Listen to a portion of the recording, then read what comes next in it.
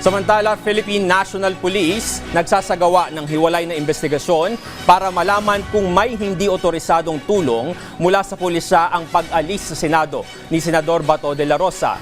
Suspect naman sa nangyaring pamamaril sa Senado, inaalam na rin kung talagang nagpaputok ng baril. Si Ryan Lesiges sa sentro ng balita.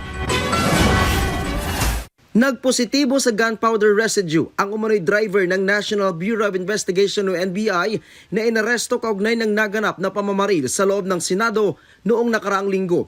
Ayon kay Southern Police District Public Information Office Chief Police Lieutenant Margaret Panaga, nasa ilalim na rin sa hiwalay na paraffin test ang suspect. Yes po ma'am, base po sa resulta po ng SOCO, nag-positive po ito sa nitrates po.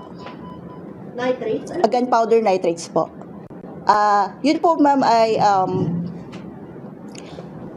chinecheck po sa paraffin test po, chinecheck po kung may presence po ng mga nitrate particles po na karaniwang associated po sa gunpowder. Inaalam na rin umano kung talaga bang nagpaputok ng baril ang suspect. Sa ngayon po ma'am, hindi pa po tayo makakapagbigay ng conclusive details po dahil ongoing pa po yung sinasagawang investigation. Naisailalim na rin umano sa inquest proceedings ang suspect at naharap na sa patong-patong na kaso. Ang naisampa po sa kanya is RA 10591, alarm and scandal, tumults and heard disturbances of public order, resistance and disobedience to a person in authority or his agent, disturbance of proceedings, trespass to property and violation of Senate security and direct assault. Samantala, ipinag-utos na ng pamunuan ng pambansang pulisya ang malalimang investigasyon kaugnay ng mga aligasyong may lokal na pulis na nag-escort sa isang itim na van na sinasabing nagsakay kay Senator Ronald Bato de la Rosa palabas ng Senate compound noong Huwebes, Mayo 14. Ayon kay PNP Chief Police General Jose Melencio Nartates Jr.,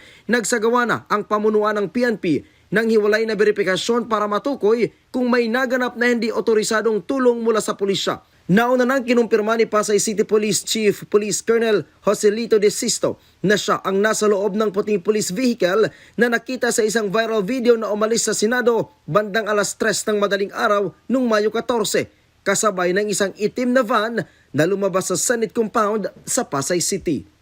Ryan Lesiges para sa Pambansang TV sa Bagong Pilipinas.